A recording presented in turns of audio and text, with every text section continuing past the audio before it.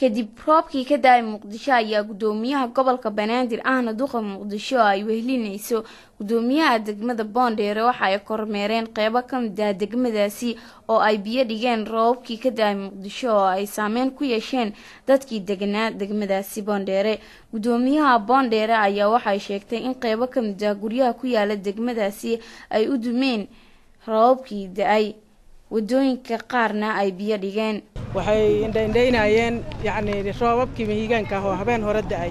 qasaare ay geystay intuu la egyahay iyo wixii laga qaban karo iyo hadda halka ay joogto xaaladdu sida ay joogto saakana waxaan soo gaaray maxaa booyado gurmada oo yani biyihii inay dadkii ka maaragtay ay biyihii guraan la rabo booyadiina hadda waad arkaysaan shaqadii way wadaan alxamdulillah roobka ilaahay baa keenay nimco ilaahay keena waaye Boondheerana hadda biyaha dhibaato markastoo roob yimaasay u qabtay nafaaba dhici jirta laakiin alxamdulillah hadda naf ma dhicin waxa dumay laakiin guriyo dumaa jira aduu ilaa 9 guri ayaa xaafadan ka duntay ilaa 300 oo gurina biyuhu habeen hore ilaa shalay lagama bixin laakiin dhulka ooman ayaana kaalmeeyo guriyo xoogaay laftigooda way dageen saakana dhumisa lagu maxay ta lagu bilaabay ilaa haddana hawshu way socotaa aad iyo aad aan ugu mahad celinaynaa gobolka Banaadir gudoomiyaha maxay ahayd gudoomiyaha injineer Yarisow iyo tiimkiisa gurmadka noola soo sameeyay iyo kormeerka ay maanta noogu yimideen waa ka mahad celinaynaa gudoomiye maalin walba qaras socda waxa ka fiican yani maxay ahayd wax qabad hal mar oo laga gudbo waan iska garanaynaa dawladdu inay taag weyn lahayn laakiin insha Allah awoodda hal saaro in maaragtay dibkan laga gudbo oo maalin walba yani qaras socda iyo dhibaatadii halkeedii taagan waxa waaye dhibaato weyn ay nagu haysaa injineer Cabdiraxmaan Cumar Yarisow oo ka soo laabtay safar uu ku tagay wadanka Turkiga ayaa dhankiisa xusay in safarkiisu Turkiga uu ku tagay ay tahay in sidii xal loogu heli lahaa bilaacadaha gobolka sidoo kalena gudoomiyaha ayaa xusay in ay wadaan dadaalo dib loogu celinayo dadkii ka barakacay guriyahooda si aan ugu koorgalno xaaladda qasaaraha roobabkii habeen hore ay geysteen sida gudoomiyaha degmada u sheegtayna guriyo ilaa 9 ayay qasaaraha ugu badan ay gaarsiiyeen roobku waa nimco ilaahay laakiin haddana annaga ka maamul gobol Banaadir ahaan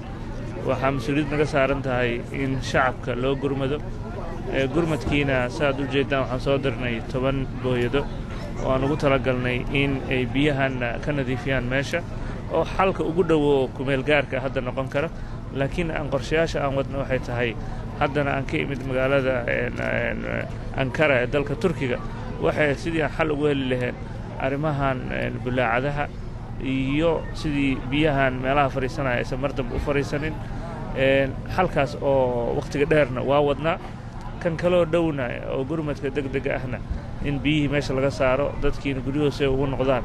iyadana waa halka kale oo aan wadno waxaan kaloo wadnaa tirikoob qasaaraha intuu leeyahay si aan u ogaano waxa aan qaban karno